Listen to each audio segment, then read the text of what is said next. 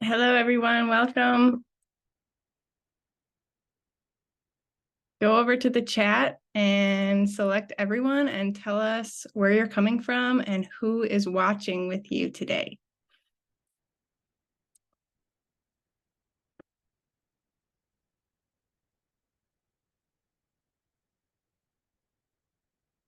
And tell us, if you're with students, tell us what grade level and how many are watching.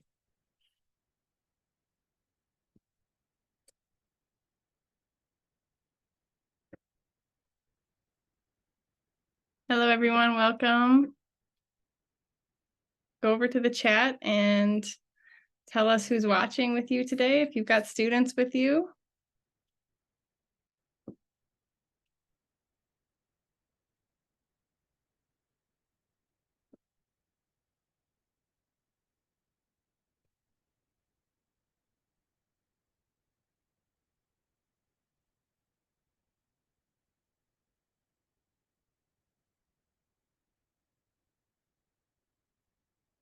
Great, welcome.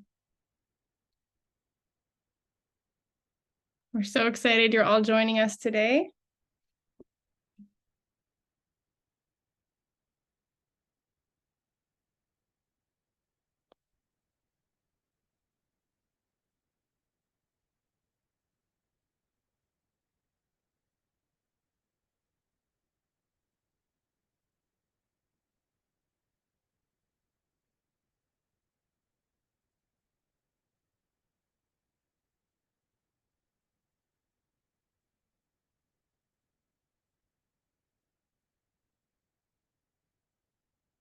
Welcome, everyone. If you're just joining us, go ahead and tell us where you're coming from and who's watching.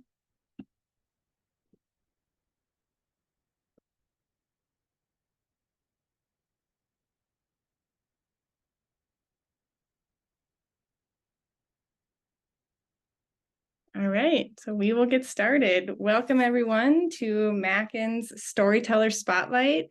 We are so excited to kick off the school year with Jarrett Krosoczka.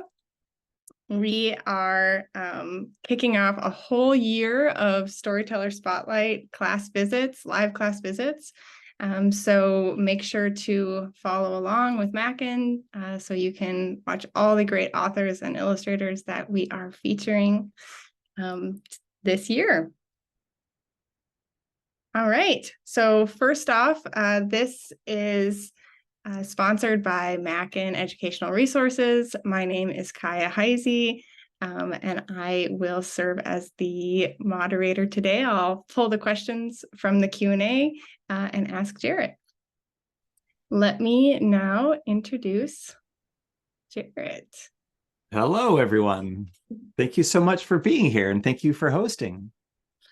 Thanks, Jarrett. We're so excited to have Jarrett Krosoczka with us today. He's a New York Times bestselling author, two-time winner of the Children's Choice Book Award, an Eisner Book Award, and the author or illustrator of more than 30 books for young readers. Jarrett lives in Western Massachusetts with his wife and children and their pugs, Ralph and Frank. Just a note before I hand it over to Jarrett to read aloud from his new book, Sunshine. We're going to use the Q&A for our questions today. So everyone go ahead and locate that and pull it up. Include the name of, if you're asking a question on behalf of a student, include the name of the student who asked the question so that we can directly answer their question for them. All right, so now I'm going to hand it over to Jarrett to read aloud to us. All right, thank you so much. Hi, everyone. My name is Jarrett, and I love looking to the chat and seeing how people are from just all over the country. I'm going to be reading a bit from Sunshine today. This is a companion book to my memoir, Hey Kiddo. And I'll get a little bit more into like the timeline of it as I chat. But essentially, if you were to read Hey Kiddo up until page, let's see here, 260. If you were to read up to page 260, stop. You could read all of Sunshine and then read the remainder of Hey Kiddo. And so I'm going to read from the prologue today. So let's see. Let me just change my view for one moment. Speaker. And I'm not sure. Do you have to? You might need to pin my bit. Is it pinned so everyone can see me biggest? And I guess you could let folks know in the chat if I'm the spotlighted.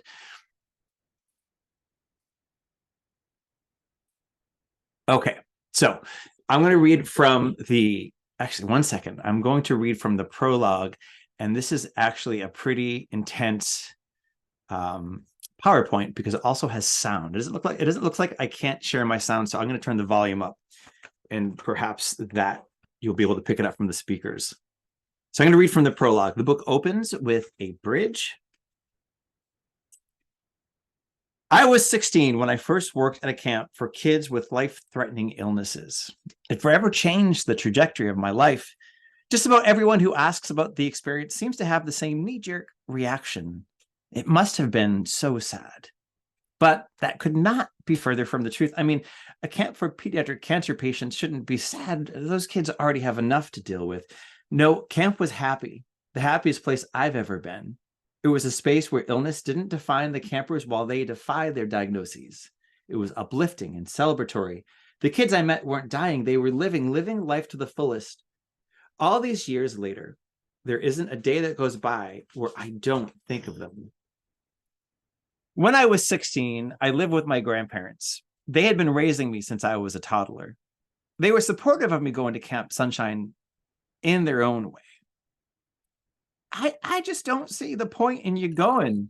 You sure you want to do this? Definitely. But isn't it going to be depressing?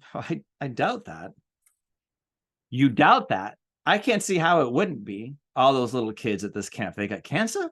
Well, not all of the kids are diagnosed with cancer. I mean, the siblings of the sick kids don't have it, and they won't all be little. There's a group for teens as well. I just picture all those bald heads, all the breathing tubes, wheelchairs, and crutches. What kind of activities can you even have with such frail kids? How would they load up the oxygen machines onto the canoes?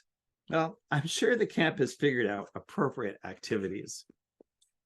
There was a lot that went unspoken in our house, including my grandparents' experience with their own son's cancer. Their eldest, Joey, had been diagnosed with non-Hodgkin's lymphoma when he was in his early 20s, before I was born. There were only two things they ever said about the experience: that the treatment prevented Joey from ever fathering his own children, and that the day he was diagnosed was the only time that my grandmother ever saw my grandfather cry. Well, kiddo, if you intend to make it up to Maine, we'd better get going to school for you to catch the van. I love you, Grandma. I love you more. To the moon and back. You be careful, okay?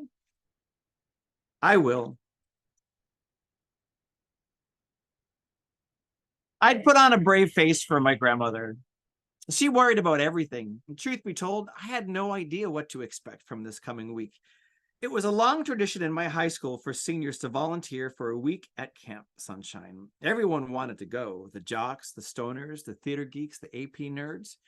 There was a limited number of open slots, and about 100 kids had crammed into the first meeting to sign up for the fall 1994 sessions. The faculty advisor did what he thought was fair. They chose names from a hat. My name was one of the few chosen. Time and chance had plucked me up and placed me here. And that is how Sunshine opens. So what I'm going to do now is I'm going to multitask. I'm going to answer questions that you all have. And while I answer your questions and tell you a bit about my creative process and how I made this book, I'm going to draw simultaneously. So I'm going to activate my overhead shot.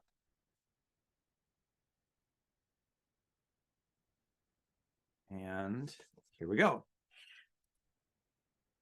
So when I am drawing, I always start off by being very loose with my lines. And I'm going to just draw a quick little sketch of what I look like in the book, the Jarrett, the character. And if there are questions, you could go ahead and fire away.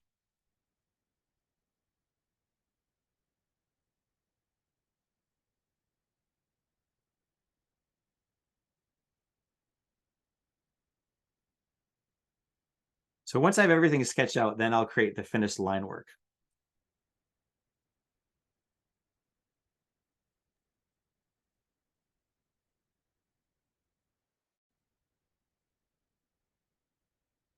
And I draw with a brush pen, because when you draw with a brush, you get a very dynamic line when you draw with a brush. So the more pressure I apply, the thicker the line will be.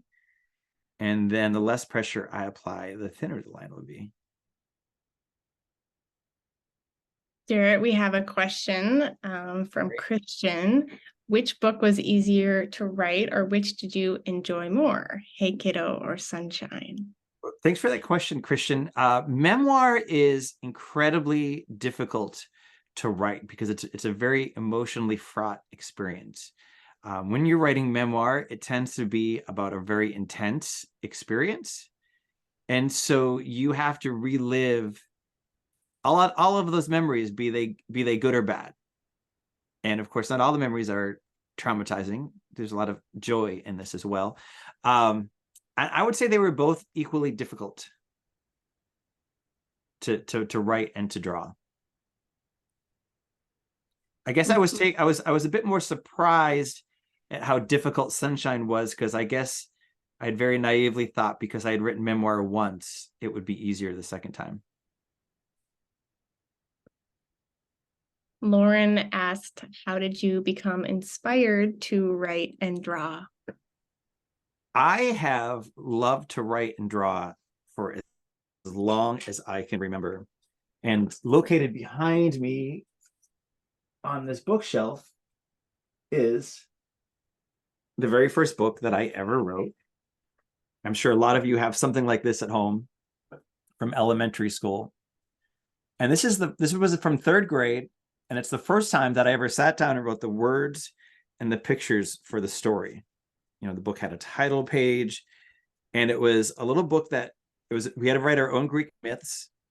And I brought words and pictures together to tell the story.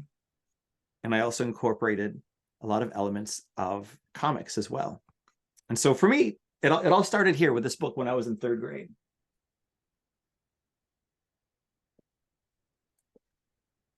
Jill asked, what comics did you like growing up? Oh my goodness, I have them right here. So one of the big, huge benefits of virtual visits is that I keep all of my childhood books, like my favorite books that I read as a kid. And obviously they meant so much to me that I held onto them. So I'm going to make a big pile of books on my desk of everything, of my most favorite books, the books that made me who I am as a reader and a writer. Calvin and Hobbes. Anything and Everything Garfield. I was a very Snoopy obsessed kid as well. Anything and Everything Batman. I was a huge, huge Batman fan. And some of my favorite chapter books were The Chocolate Touch and Bunnicula and James the Giant Peach and The Mouse and the Motorcycle, the novelization of the Batman movie, and Anne of Green Gables. Those were all of my absolute favorites when I was coming up. All of these books made me the reader and the writer that I am today. Noah is wondering, how did going to camp affect you? Well, Noah, before I had this experience of working at camp, I was so focused on all the difficulties I had growing up with dealing with my mother's addictions and her absence. And when I was in service to others, that really taught me that, the world was so much bigger than just my own home, and that I had the power to make a difference. I also, artistically, it made me want to start making books for younger readers.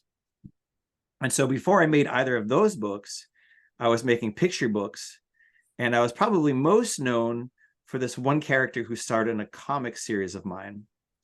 And I'm wondering if you guys can, I'm going to put up the chat to see if the students know who this is.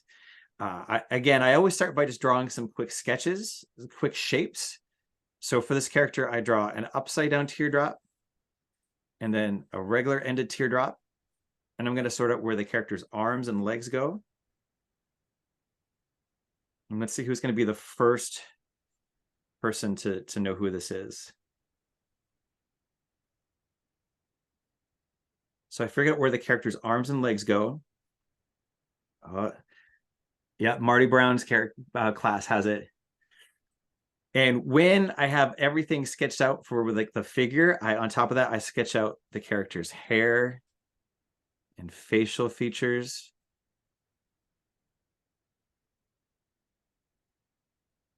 And this is Lunch Lady, who's the star of my graphic novel series for elementary school readers. This is a good time to throw in another question. Ahmad is wondering how difficult it is to draw the characters for your stories. Well, Ahmad, you get to the point where you draw the characters over and over and over again. And so you don't have to much think about it, and it will end up looking like the character from the book. And the first few times you draw the character, it does not look like how they're going to ultimately look. I mean, you have to draw that character over and over again, try out different scenarios before you get just the right look for what the character is going to be. And then the trick is to draw the character consistently. So every time I draw the character, it needs to look like the same person. But you get to the point where you don't have to much think about it. And with just a few quick marks, it's going to look like the character that people know from the books. Because not only do you have to draw the character over and over, throughout the pages of the book, but even on the same page with the graphic novel, there might be a page where you have to draw the character 5 or 6 or 10 different times in different positions, and it always needs to look like the same person. And so I've gotten myself to the point where I can just about draw the Lunch Lady character without looking. And so since you can see my desk and you can see me, I'm going to take off my glasses so you can know for sure that I'm not cheating. And I'm going to look up and I'm going to close my eyes. And it's like muscle memory where you just innately know how to glide your marker over the paper to draw the character. Of course, it's going to always look better if you're trying and you're paying attention, but that's how ingrained these characters are in me, that I could just about draw them without looking. Rebecca's wondering, where did you hone your technique? Rebecca, thanks for the question. When I was growing up, the budgets for art in schools got slashed, and I went from having art once a week to once a month to just not at all. And my grandfather, he saw that as a real problem, and so he wisely connected me to take classes at the Worcester Art Museum. So I would take classes on the weekends or after school. And not only was that good for me honing my skills, it was good for my mental health, because then it was great to be around like-minded individuals. And it was great to build that community. Brayton is asking, what is the average time it takes you to write a book with the visuals? It could be anywhere between a year or 20 years. It just depends on the book. So the timeline of knowing what a book is, like the timeline of like, you have an idea and then you know what to do with that idea, fluctuates so wildly. That could be a couple months. That could happen over several years. When the publisher gives you a contract and they have dates in mind, that's when it's go time. And it could be a year, it could be 2 or 3 years to get everything done. And then it typically takes the publisher 1 year to then release the book. Because there's a lot that has to go on behind the scenes, like marketing it and designing it and printing it and all that stuff. Brooklyn is asking, how many books have you written in your life? I'm not sure in my life, but I have 45 books that have been published. And I'm the author and illustrator of most of them. There's a few of them for which I'm the illustrator only for. Perhaps someday there'll be some books for which I'm the author only for, and I might not be the right person to illustrate the book, and we'll get someone else to illustrate it. Both Kara and me are asking, what's next for you? What are you working on after Sunshine? I am working on some new Lunch Lady stories, and I have another series of graphic novels for that elementary reader that I'm working on. It's like a brand new series that has nothing to do with anything I've done so far. And I'd like to do more memoir someday as well. I have other aspects of my life that I'd like to explore through words and pictures and print.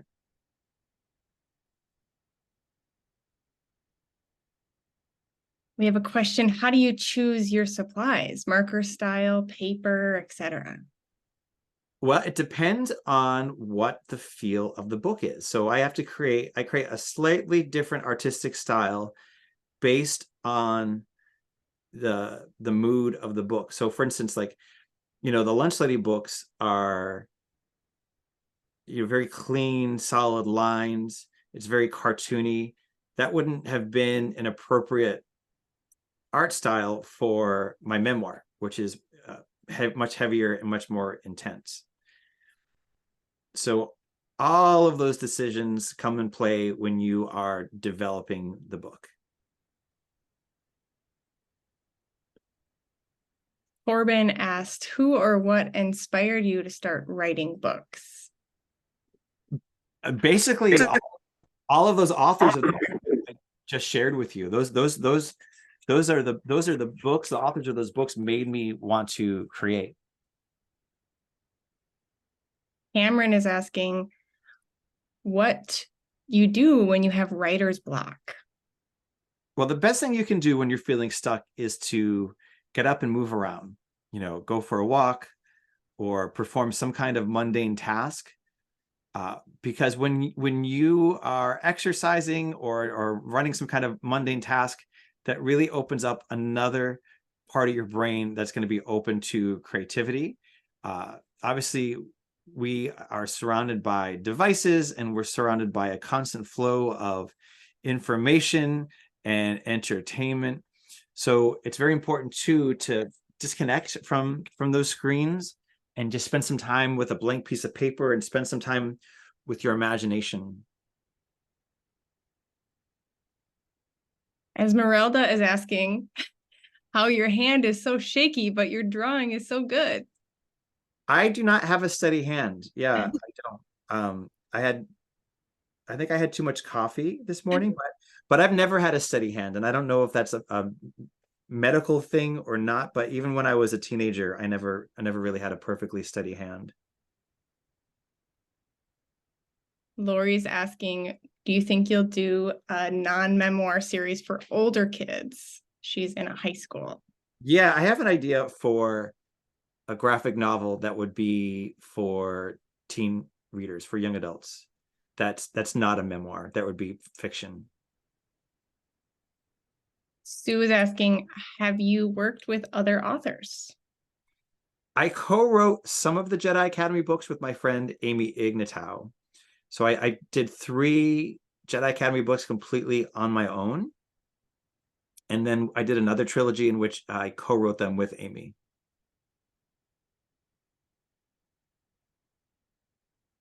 You talked about this a little bit already, but Connor asked how long it took you to write all your books. Oh, pretty much my entire life at this point.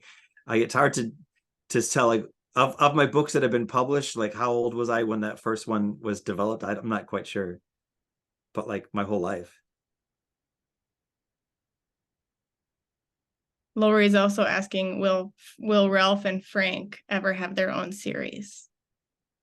I don't think that they'll have their own series, but I do have a character in a book that I'm working on that is a pug that has the personality of my elder pug, Ralph. I'll draw my dogs for you now, too. Krista asked, what do you say to people when they worry about the serious nature of the memoir? I would point out that there's young people that are dealing with this exact same issues that are featured in the book. A student, Brooklyn, is asking, have you ever had any regrets about your books? I mean, I don't know any artist who is ever fully happy with their work. I really don't like looking at and reviewing my old books and even a book that's just been published, because all I see is everything that I'd want to change. And, you know, if I had the ability to go back and change my books, I would never have new books published because all that time and energy would be spent on revising all the old books. Lily is asking, what do you like better, writing or drawing? You know, it's hard for me to separate them, but I do need different environments for each. So when I'm writing, I can't have like music, or I definitely can't have anything with lyrics. I definitely can't have a podcast or an audiobook. And then when I'm done sketching everything and I'm just making the final art, at that point, I listen to a lot of music, and I listen to a lot of podcasts and audiobooks to just keep me there and focused and working. Matthew would like to know, what would you be if you weren't an author? I've always loved teaching, and I've always taught in one way or another. I used to teach at art centers. You know, I used to work at that camp, of course. And I also give lectures and presentations and workshops at schools across the country. So that's like my way of teaching now. Nico would like to know, what is your favorite book that you wrote? And you can't say none of them. Well, no, I don't have any one favorite book, because, you know, I, as the author, have a very different relationship with my books than you as the reader, because I can think of where I was and what my life was like when I made each book.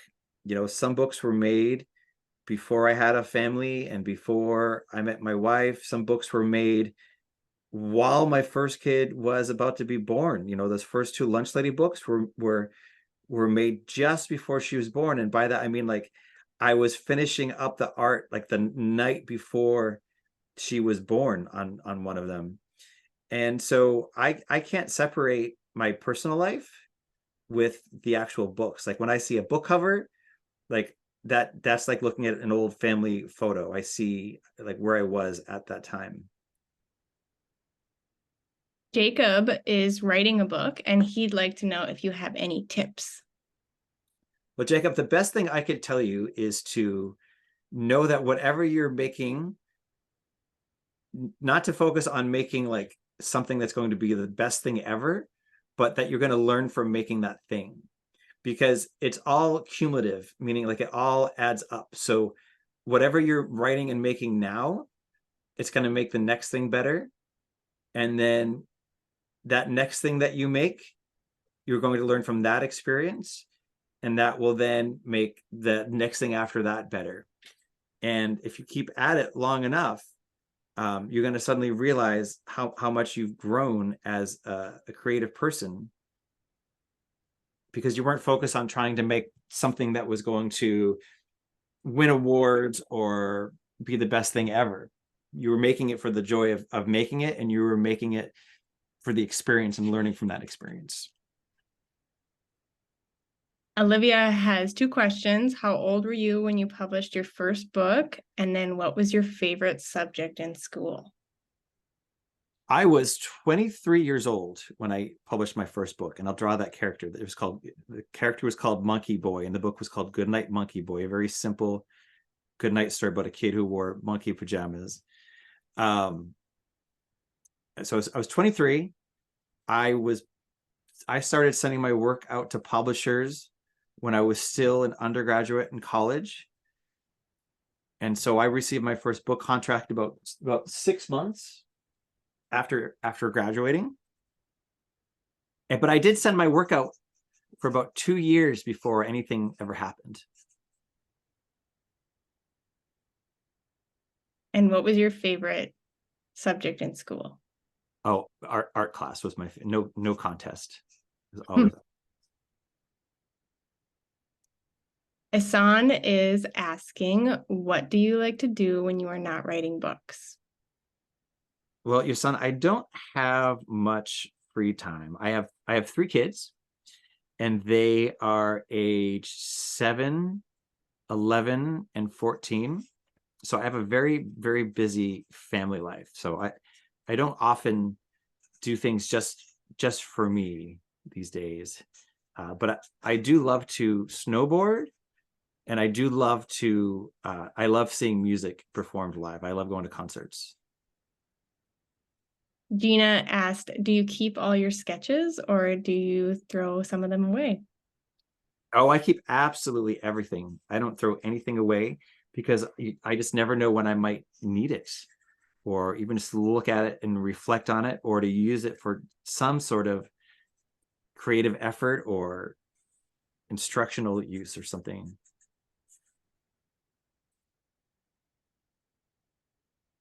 Okay, last question. Let's see. What is your favorite genre to read from Hunter? My favorite genre, Hunter, is I love memoir. I love learning about how people got to be who they are, right? I love learning about, that time in a person's life when they're growing up and they're trying to figure out who they're going to be as an adult. So coming of age stories have always been my favorite. Like Stand By Me is my all-time favorite movie. Billy Elliot is another favorite. And Luca, Disney Pixar's Luca, that's a great coming of age story. So I've always loved learning about how people came to be, and because I'm a visual thinker, I've always particularly liked graphic memoir. So memoirs that are told in the graphic novel format. All right, well, we are at our time. Jarrett, is there anything you'd like to say to all the students watching? Well, I appreciate you all taking the time to participate. And if you are one who really wants to know more about, making graphic novels, my YouTube page has a lot of tutorials on how to make comics and videos on the business of making comics as well. All right. Let me just say thank you to Jarrett, and then let everyone know that next month we've got Kate DiCamillo coming back for another class visit. So that's October 17th. So make sure you figure that out with your schedules and get your students signed up for it. We'd love to have you join us. All right. Thank you so much, Jarrett. We so appreciate your time. Oh, that was fantastic. Thank you so much. Thank you for having me. Thanks for popping in, everyone. A copy of the recording will be sent to everyone so they can show their students tomorrow. Nice. Bye. Bye.